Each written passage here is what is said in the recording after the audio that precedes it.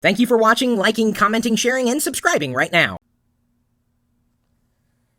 The first car I ever owned was a Carmen model Bug. It was a convertible, and it was old. I mean, very old. It was older than me.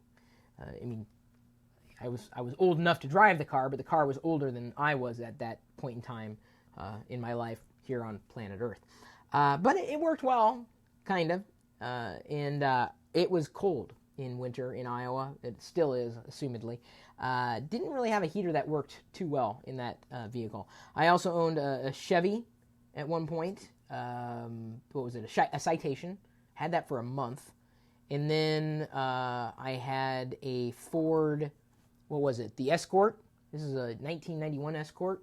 And it was a former leased car. It was hardly 10,000 miles on that thing.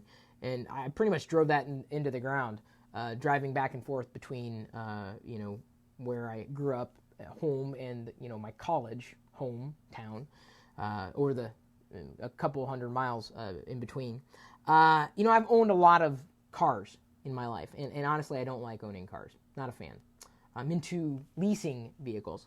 But for those of you who do have your own car, either a new car or possibly even a used car, you may need to, at some point in time, repair that car. Something might have gone wrong with the car. And even though Paul Croft 77 right now in the YouTube live feed says Chris should drive a Cadillac, really do I look like a Cadillac guy? Really? I'm not really sure if. I guess I could drive a Cadillac. So, if you want to save money on auto repair, we have crafted an article for you on, of all places, lockergnome.com. It's what's linked in the video description right here. You can look for it. I'm going to go ahead and pull that open. +1 it, tweet it, and like it as well. And I hope you do, too. Certainly, we're not creating this content, for nothing. We want to help you in one way or another, especially when it comes to technology as that bridge. Your car, if it's at least a somewhat newer car, even if it is used, likely has codes that it stores in its computer, and you can likely get those trouble codes read for free. Did you know that? You don't need to buy a device. The one the one I had shown, I think it was a couple months ago at this point in time. And it was a way to diagnose car issues that might crop up. You don't even need to go that far. There are ways that you can get those codes read without paying anything. So the reason why you do that, instead of taking your mechanic's word for it, you could potentially fact check your mechanic.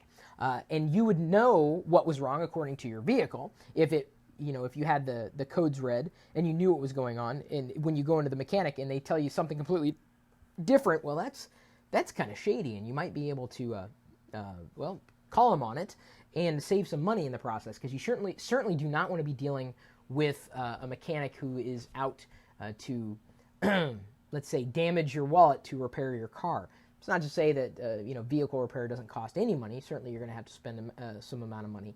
But at least you should be armed with knowledge. And whether it's a mechanic who's lying to you or a computer repair person that's lying to you, you want to be armed with that knowledge. So there are a few things that you could do to better safeguard yourself from spending too much money, specifically using technology. Whether it's getting those trouble codes read for free, whether it's doing your own research. We had my Prius I'm leasing right now. We ran into a problem where I would hit a bump and the dash would flash and something would happen. We did a quick search on Google, and turns out other Prius owners were having the same problem. The problem seems to have disappeared, but at least that saved me the trouble of going for repair and having it cost money when we didn't even need to worry about it at all. Being armed with knowledge, search for the problem. Get access to those codes. If you don't have hardware to read it, you can get them read for free. And then, of course, do your research on the mechanic, or wherever you're going to get your car repaired. This is a benefit of social media.